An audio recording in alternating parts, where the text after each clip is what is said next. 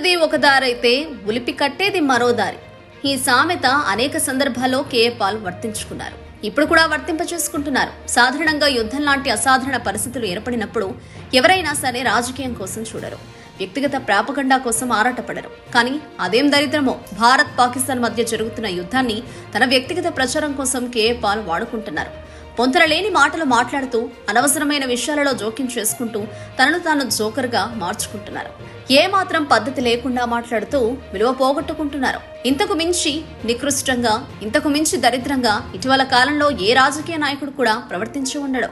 సరిగ్గా మొన్నటికి మొన్న అనంతపురంలో ఏర్పాటు చేసిన విలేకరుల సమావేశంలో కేఏ పాల్ ఏమన్నారంటే, భారత్ పాకిస్తాన్ మధ్య జరుగుతున్న యుద్ధాన్ని నిలిపివేయడానికి దాయాది దేశం వెళుతున్నారని ప్రకటించారు.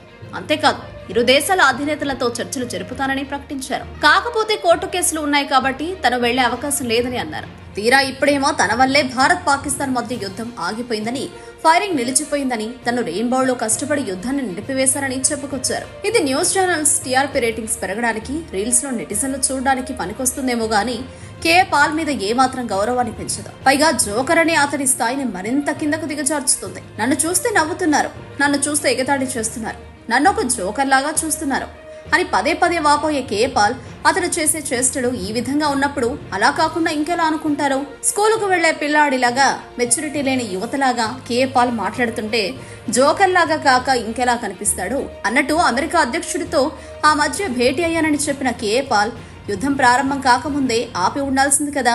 అంటే ఇప్పుడు కేఏ పాల్ చెప్పారు కాబట్టి ట్రంప్ మధ్యలో వచ్చారా? కేఏ పాల్ ఆదేశించారు కాబట్టి ట్రంప్ చర్చలు జరిపారా? బాబోయ్, ఆలోచిస్తుంటేనే బుర్ర బద్దలవుతోంది. కేఏ పాల్ సార్, మీకు పెద్ద దండం.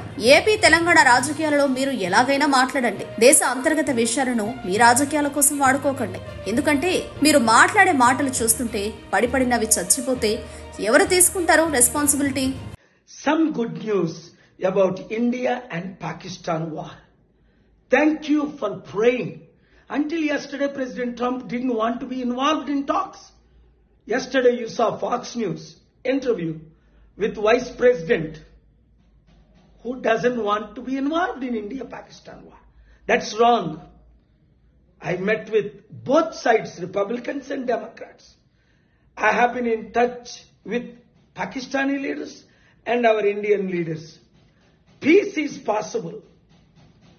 Now some good news, but please pray this to continue and war should be stopped immediately.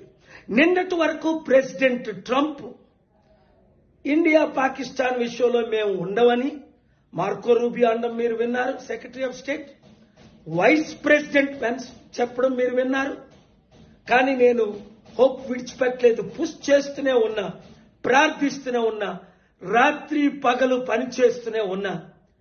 ఇప్పుడు అందరూ ఒప్పుకున్నారు, యుద్ధం చెయ్యము అని అన్నారంతే. యుద్ధం ఆగిపోయేటట్టు ప్రార్థించండి.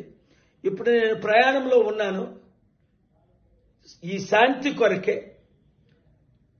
ఇండియన్స్ గమనించండి, యుద్ధం ద్వారా నష్టమే గాని లాభం ఎవరికీ లేదు.